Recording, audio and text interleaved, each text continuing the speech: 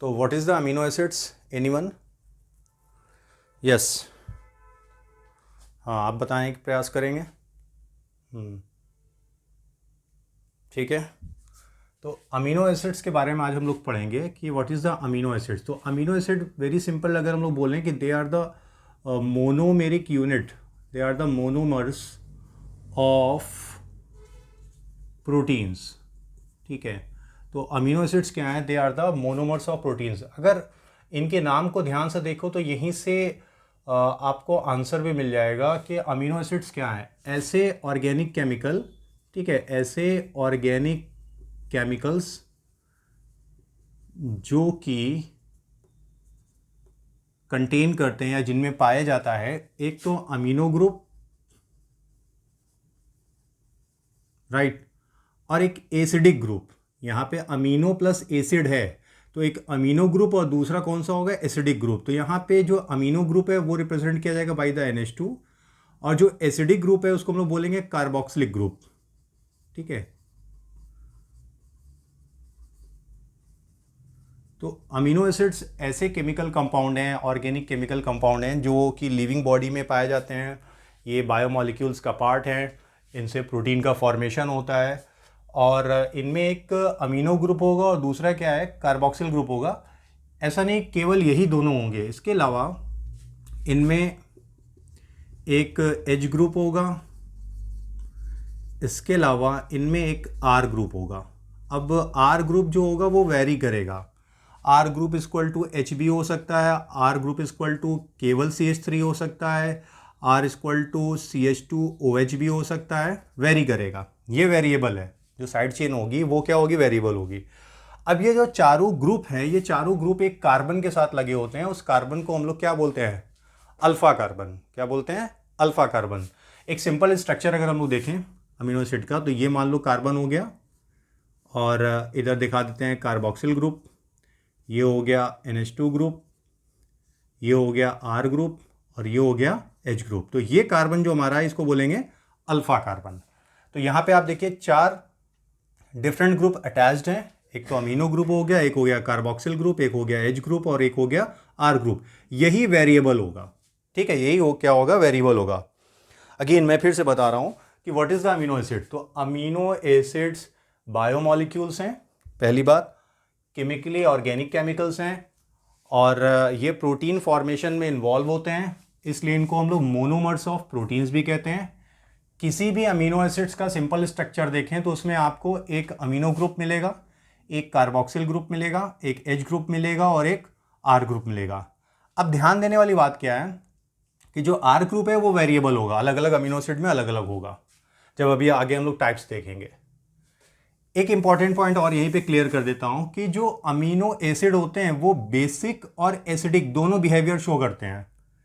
इसी वजह से हम लोग अमीनो एसिड का ज्विटर आयनिक प्रॉपर्टी फॉर्म भी देखते हैं अलग अलग पीएच पे। भाई ये H+ आयन डोनेट कर सकता है, ये इसके पास एक लोन पेयर प्रेजेंट है तो ये इस H+ आयन को कैरी भी कर सकता है। तो ये बेसिक और एसिडिक दोनों केमिकल की तरह से बिहेव करेंगे, मतलब आप बोल सकते हैं एक तरह से इनर साल्ट या डाइपोलर आयन, राइट। तो अमीनो एसिड क्लियर हो गया होगा कि अमीनो एसिड्स होते क्या हैं। अब अगर हम लोग थोड़ा सा और इसको एक्सप्लेनेशन की तरफ जाएं तो क्या देखते हैं कि टाइप्स जो है अमीनो एसिड्स का, types of amino acid, exactly अगर हम देखें तो नेचर में यानी कि किसी सेल में या जो अब तक ढूंढे गए अमीनो एसिड हैं लिविंग बॉडीज में, वो मोर देन 300 टाइप्स हैं, मोर देन 300 टाइप्स।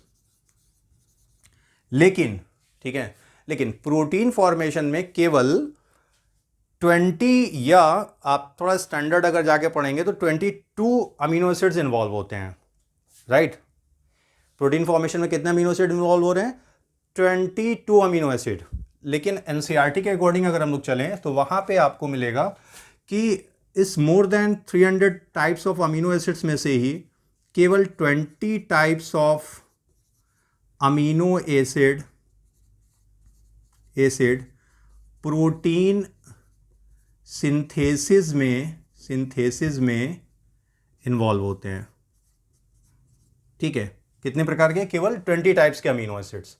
तो अब ध्यान क्या देना है हमको कि होते तो हैं 300 टाइप्स या उससे ज़्यादा, लेकिन प्रोटीन फॉर्मेशन में सिर्फ और सिर्फ 20 टाइप्स के अमीनो एसिड इन्वॉल्व होंगे। एक जनरल स्ट्रक्चर ये हमेशा याद रखना है आपको अमीनो एसिड का, एक बेसिक ग्रुप, एक एसिडिक ग्रुप, एक फिक्स्ड एज ग्रुप और आर वेरिएबल ग्रुप। ये तीनों क्या होंगे? फिक्स्ड होंगे, लेकिन ये वेरिएबल होगा।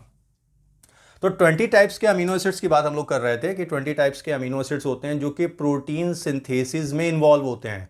इनको प्रोटीनियस अमीनो एसिड या इनको हम लोग नाम देते हैं स्टैंडर्ड अमीनो एसिड। अब स्टैंडर्ड अमीनो एसिड किसे कह रहे हैं?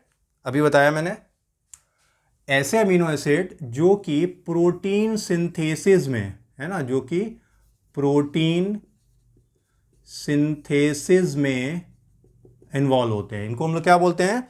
स्टैंडर्ड अमीनो एसिड कहते हैं। अगर क्लासिफिकेशन की बात करें, यानी कि जो आर ग्रुप है, ये आर ग्रुप जो है, इसके कैरेक्टरिस्टिक्स के अकॉर्डिंग, यानी इसके केमिकल कैरेक्टरिस्टिक्स के अकॉर्डिंग अमीनो एसिड्स को अलग अलग कैटेगरी में डिवाइड किया जाता है।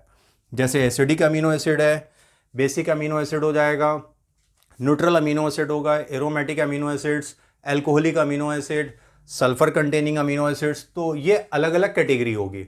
बेसिक सा कॉन्सेप्ट आपको समझ में आ गया होगा कि what is the exactly amino acid. Amino acids are the monomers of proteins. हर तरह का जो प्रोटीन है उस प्रोटीन को हम लोग क्या बोलते हैं? This is the heteropolymer of amino acid. जो भी प्रोटीन होते हैं they are the heteropolymer of amino acid, right.